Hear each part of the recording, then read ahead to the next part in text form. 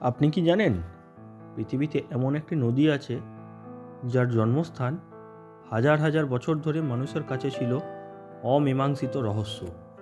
যে নদী না থাকলে মিশরের মতো সভ্যতার জন্মই হতো না। যে নদীকে মানুষ কখনো ঈশ্বর ভেবেছে, কখনো অভিশাপ, আবার কখনো মৃত্যুর পথ। আজ আমরা কথা বলবো পৃথিবীর সবচেয়ে রহস্যময় নদী নীল নদ সম্পর্কে। এই গল্প শেষ না করা পর্যন্ত আপনি বুঝতেই পারবেন না কেন নীল নদ শুধু জল নয়, বরং ইতিহাস, ধর্ম, রাজনীতি আর মৃত্যুর সঙ্গে গভীরভাবে জড়িয়ে থাকা এক জীবন্ত সত্তা। নীল নদ পৃথিবীর দীর্ঘতম নদীগুলোর একটি, যার দৈর্ঘ্য প্রায় 6,650 কিলোমিটার। এবং এই নদী উগান্ডা, দক্ষিণ সুদান, সুদান পেরিয়ে শেষ পর্যন্ত মিশরে প্রবেশ করে ভূমধ্যসাগরে মিশে গেছে। কিন্তু আশ্চর্যের বিষয় হলো, নীলনদ আসলে একটিমাত্র নদী নয়, এটি দুটি আলাদা নদীর মিলনে তৈরি। একটি হলো হোয়াইট নাইল, অন্যটি হলো ব্লু নাইল। হোয়াইট নাইলের উৎস উগান্ডার ভিক্টোরিয়া হ্রদ থেকে। এটি শান্ত, ধীর আর প্রায় সারা বছর একই রকম প্রবাহ বজায় রাখে। কিন্তু ব্লু নাইল ইথিওপিয়ার টানা হ্রদ থেকে উৎপন্ন হয়ে বর্ষাকালে ভয়ঙ্কর রূপ ধারণ করে। এবং অবাক করে দেওয়ার মতো তথ্য হলো, মিশরের জমিকে উর্বর করে যে জল কাদা, তার প্রায় 80% আসে এই ব্লু নাইল থেকে। এত গুরুত্বপূর্ণ নদীর উৎস মানুষ এত হাজার বছর ধরে জানতেই পারল না কেন? এই প্রশ্নের উত্তর খুঁজতে গিয়ে গ্রিক ইতিহাসবিদ হেরোডাটাস পর্যন্ত বলেছিলেন, নীল নদ ঈশ্বরের উপহার, কিন্তু তার উৎস মানুষের অজানা। প্রায় 2,500 বছর ধরে গ্রিক, রোমান, আরব আর ইউরোপীয় অভিযাত্রীরা নীল নদের উৎস খুঁজতে গিয়ে ভয়ঙ্কর জঙ্গল, অজানা রোগ, বিপজ্জনক উপজাতি আর মৃত্যু ডেকে আনা জলাভূমির মুখোমুখি হয়েছে। দক্ষিণ সুদানের সার জলাভূমি এমন এক জায়গা যেখানে নদী নিজেই যেন হারিয়ে যায়, দিক বোঝা যায় না। কুমির, হিপোপটেমাস আর মশার রাজত্ব। সেখানে বহু অভিযাত্রী চিরতরে নিখোঁজ হয়েছে। তাই আফ্রিকার লোককথায় বলা হয়, নীল নদ নিজেই তার উৎস লুকিয়ে রাখে।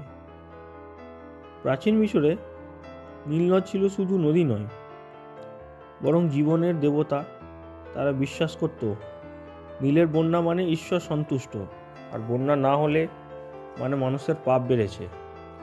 নীলনদকে সন্তুষ্ট করতে উৎসব হতো, প্রার্থনা হতো, এমনকি কিছু ইতিহাসে মানুষের বলির কথাও শোনা যায়। নীলনদ ও উর্বরতার দেবতা হ্যাপিকে তারা পুজো করত, কারণ প্রতি বছর বর্ষাকালে নীলনদ প্লাবিত হয়ে মিশরের জমিতে পলি ফেলে যেত, যা ফসল ফলানোর জন্য আশীর্বাদ ছিল। কিন্তু সে বন্যায় কখনো কখনো অতিরিক্ত হলে শহর ধ্বংস করত, আবার বন্যা না হলে দুর্ভিক্ষে মানুষ মারা যেত। এই একটি নদী ঠিক করত কে বাঁচবে আর কে মরবে। ইতিহাসবিদরা বলেন, নীলনদ না থাকলে মিশর বলে কিছু থাকতো না। পিরামিড, ফারাও, মমি, লেখা গণিত, ক্যালেন্ডার, সব কিছুরই পেছনে রয়েছে এই নদীর অবদান। মিশরের সবচেয়ে বড় শহর গড়ে উঠেছে নীলনদের ধারেই।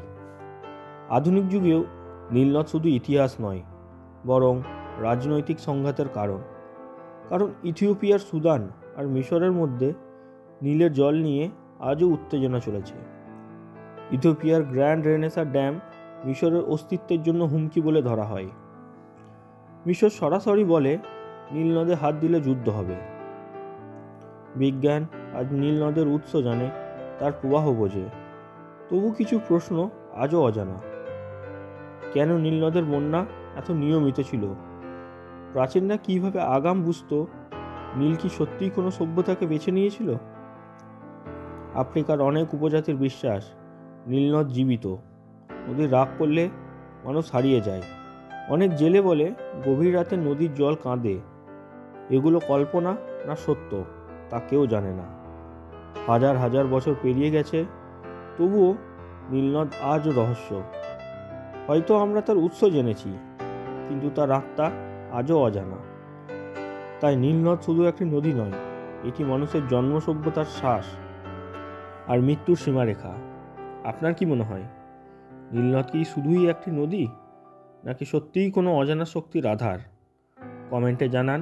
আর এমন আরও রহস্যময় গল্প শুনতে চ্যানেলটিকে সাবস্ক্রাইব করতে ভুলবেন না।